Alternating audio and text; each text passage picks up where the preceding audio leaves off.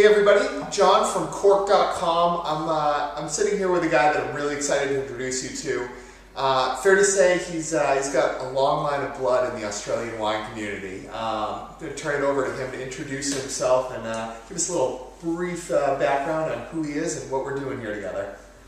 Well, welcome. My name is Michael Hilsman. I'm sixth generation of winemaker, so it just shows you what selective inbreeding over that period does. So no, my family's been making wine for that length of time. But in '89, I set up Shaw and Smith with my cousin Martin Shaw, and that's what we do these days. In between that, I do a lot of wine judging. I'm a master of wine. I write about wine. I drink wine. I seem to live the wine life. Live, sleep, breathe, wine, everything. Let's talk a little bit about Shaw and Smith. You said you started it how long ago?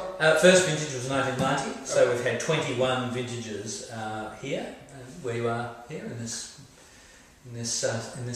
space. Okay, and we got a couple of wines in front of us. One of which we just got through tasting, Sauvignon Blanc. Yeah. Not a grape that Australia is necessarily associated with in the US. Walk us through your philosophy, why you chose to plant Sauvignon Blanc, and what we should expect from this wine. Well, I think what I really loved about Sauvignon Blanc, I think we're probably more inspired by Sancerre than probably we are about New Zealand. I think we just loved the lovely, simple, joyous nature of good Sauvignon Blanc. It's just, it's got great personality, it's zingy, it's fresh, it's lively, it's just a great glass of wine. Not the most cerebral glass of wine you'll ever have, but just a great glass of wine. So I think that we came to Sauvignon with that view, and we realised that Adelaide Hills is a cool region, and Sauvignon Blanc we thought would do very well here, and it has. It produces these wines with very distinct sort of pink grapefruit character on the nose. Mm-hmm. The palate is, zingy and fresh and lively, but still, quite long and interesting for the structure of the wine.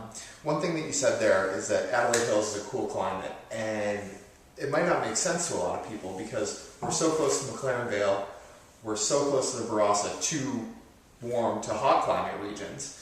What is it about Adelaide Hills that makes it so unique and not anything like those two others? Well, I think the two things is altitude.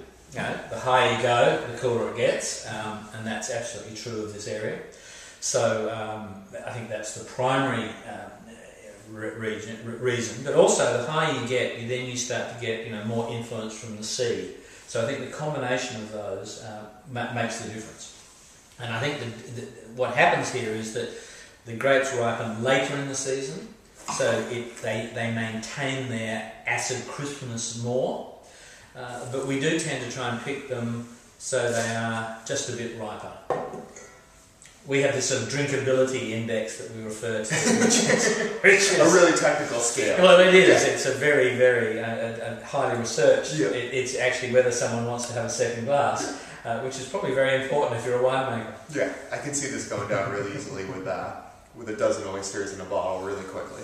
Yeah, and I think that for us, as I say, Australia is not the first country you think of for Sauvignon Blanc, but within Australia, probably the Adelaide Hills is the first region you think of for Sauvignon Blanc. So there's no doubt that if you were going to ask people to name, what's the most exciting Sauvignon Blanc area in Australia, it would probably be for straight Sauvignon Blanc, Adelaide Hills, and probably for Sem Sauvignon Blanc, probably Margaret River. Yeah. But in terms of and I know you're a humble guy, but let's take it a step further. If we're taking a benchmark Sauvignon Blanc within Adelaide Hills, it's probably yours.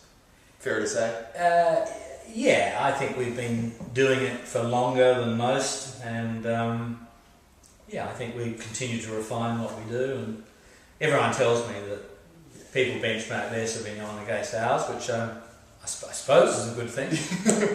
Beautiful. On to the next wine that we have in front of us here. Something that everybody knows as Australia's bread and butter, Shiraz.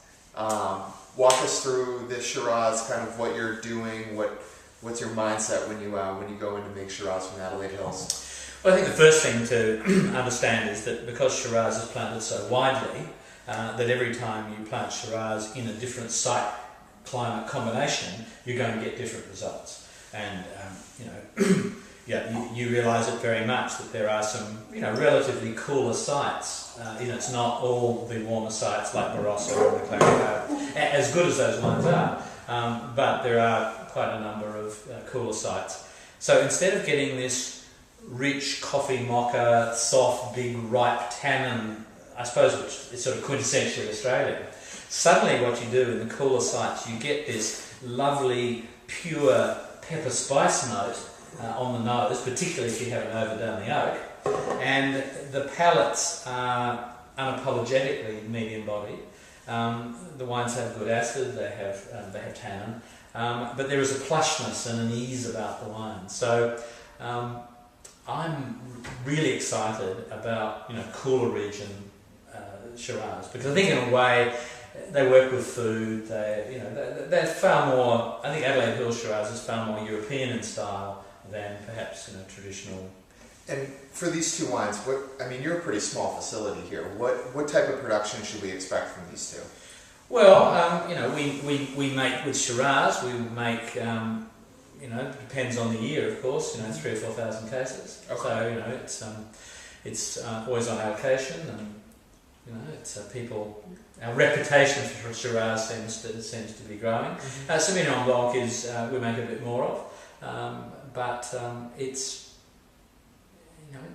I think the 2010 which you've got there is probably one of the best we've ever made. So beautiful, beautiful. Michael, thanks so much. It's a good time. Cheers. Cheers.